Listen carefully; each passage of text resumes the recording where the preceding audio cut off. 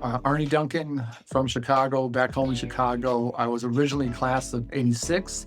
I guess I'm still in that class, but I took a year off into my junior and senior year. So I actually graduated in '87.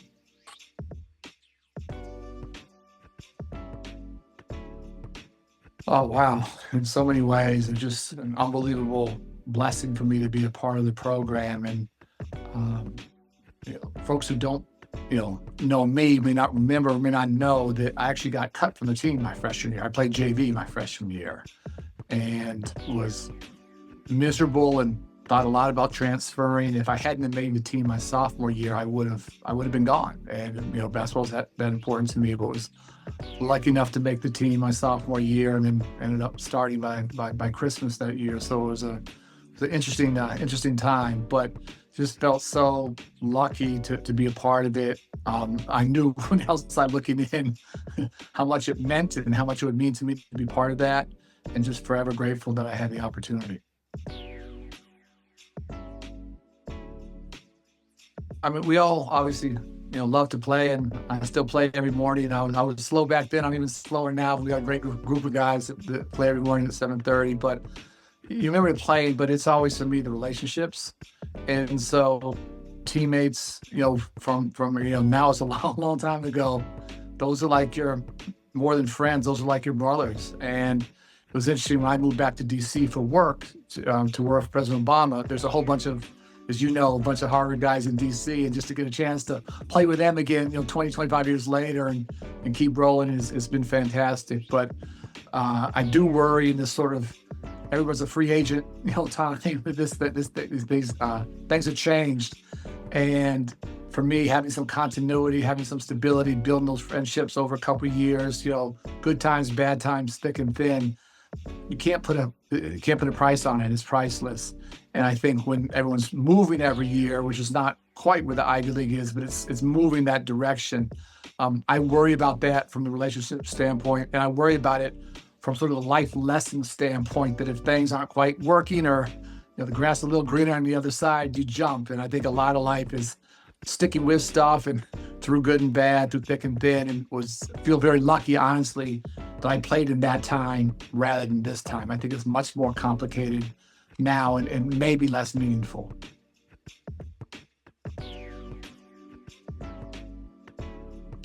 Oh man, so many good memories, and I tend to remember the losses more than the wins. So those things haunt you. But the best memory, I'll take that one. We played before my senior year. Rules are probably still the same. You get one overseas trip a year. I want one overseas trip every 4 years. Sorry. And we went to Hungary, into Egypt. And I had never traveled anywhere, and it blew my mind to play in Hungary. I'll never forget. We played, they laid a basketball court in a soccer stadium in Egypt. And to play in that kind of crowd, to literally ride a camel, it blew my mind. It was just an extraordinary experience, kind of thing. As a kid, I wasn't well traveled. I hadn't been places, and obviously after I graduated, I was lucky enough to play overseas. But that just sort of opened my eyes up to the world, which honestly I hadn't had those kinds of experiences. That wasn't sort of how we grew up, and so that was just an amazing opportunity to play in those two different countries and experience those cultures. So I was lucky enough to play 4 years in Australia, and that opportunity came up. Actually, one of my teammates, Joe Carabino, had played there. He graduated before I did, played a couple years, and I ended up going to his former team, which was, changed my life, and met my wife there. And we go back every year. We'll go back in January to see her family. So that literally changed my life. After that, I came back to run the Aerial Foundation for John Rogers, who's a captain at Princeton, 6 years older than me, but all my relationships with basketball. He was the star of the high school basketball team when I was a fifth and sixth grader. He took me under his wing, and probably when I was 10, and I'm 60 now. So it's been a 50-year relationship that he's been my best friend and my mentor. So worked for him for 6 years with my sister, who also played at Harvard. She's a much better player than I was there, much more successful. And we ran an I Have a Dream program that he sponsored. From there, I went to the Chicago Public Schools and was fortunate enough to lead that for 7.5 years. And then went to DC with President Obama Did that for 7 years. And then for the past 9 years, I've been back here in my hometown in Chicago and just laser focused on trying to reduce gun violence. And I would say it's the hardest work I've ever done. Honestly, the most heartbreaking, but the most inspiring by far. And hopefully over time, the most meaningful. We still have a long way to go, but we've had our safest summer in 60 years this past summer. We have a chance to have the safest year in 60 years. We'll see how we close the year. Not a mission accomplished moment. We got a long way to go, but just incredibly proud of the difference that's happening in our South and West Sides, and young people making different choices. And our program, Chicago Credit, we work with the young men and women most at risk of shooting and being shot, and giving them a pathway out of those cycles of violence. And it's just the most extraordinary thing to be part of those transformations every single day.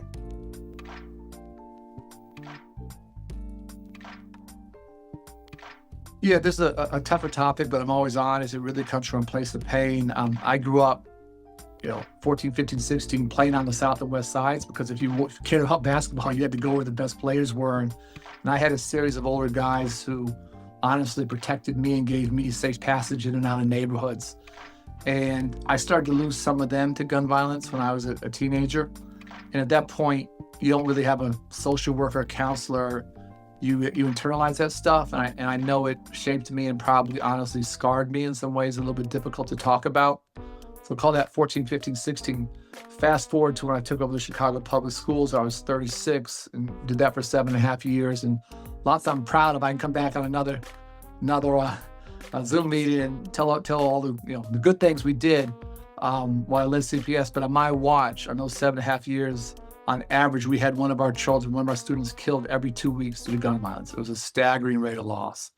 And that was by far the hardest part of my job. And everything else, academic achievement, budgets, labor management, operations, transportation, you name it, was wildly easier than dealing with that loss. And my wife and I had 2 young kids at that point, and visiting those homes, after they had just lost their son or daughter, going to those funerals, going to classrooms where there's an empty desk and a class of traumatized kids, and trying to make sense of the census. It was just incredibly difficult. And I always say that we're motivated by our successes, but we're haunted by our failures. And I don't think I know that we, as whoever we consider ourselves, we as adults, we as community leaders, we as educators here in Chicago, historically, we do not keep our kids safe on the South and West Sides. And I always say it's never the kids' fault, it's our fault. And so when we moved to DC, end of 2008, start of 2009, very naively, I thought violence was at rock bottom. I thought it couldn't get worse. And then the 7 years we were gone, it got a lot worse. And for me, people say, well, you could have moved anywhere in the world, done anything, and that's possibly true. But I'm just a Chicago boy. I lived 2 blocks where I grew up, and just every opportunity I had, academically, athletically, socially, Chicago gave me those opportunities. So for me to walk away and just do something else, that was, unfathomable to me. And so I just, I came, I knew the streets here well, grew up, being out there, and just thought I could make a difference. And we've come a long way to go. But we started serving 25 men in one room. We now have 9 sites across the city serving over 1,000 men and women. And unfortunately, we're down to 12-year-olds now, because that's who's shooting and being shot. That's our reality. We have about 24 great partners around the city, starting to get to critical mass. We're seeing the kinds of reductions in violence that are just extraordinary. And what's most gratifying to me is not just that violence is down so significantly, it's that arrests are also down. We're not arresting our way out of this, and we're not, incarcerating, we're not locking up the next generation of young Black and brown men. And when you have arrests down and violence down, it tells you just one thing: means fewer people are shooting. That's what's happening. Fewer people are shooting, fewer people being shot. And so that feels extraordinarily good. We've been in a vicious cycle for way too long here in Chicago. We are not yet in a virtuous cycle, but we're getting there.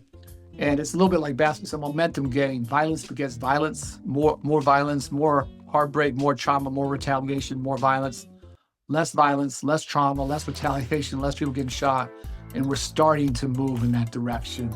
And I hope over the next 2, 3, 4 years, we can literally make history in Chicago. And our goal is to be the safest big city in America. When I used to travel, everyone asked about Michael Jordan. I would love to have those conversations. And now I travel, as I'm playing today, People just want to ask about the violence in Chicago. When I say that's what I'm doing, it's tough, and that's now the fair or not fair. That's the reputation Chicago now has, is this place of great violence. But it's changed just extraordinarily, tremendously. And I just give so much credit to the young men we're working with, and to our team that just pours into them every day and gives them a way to do something different.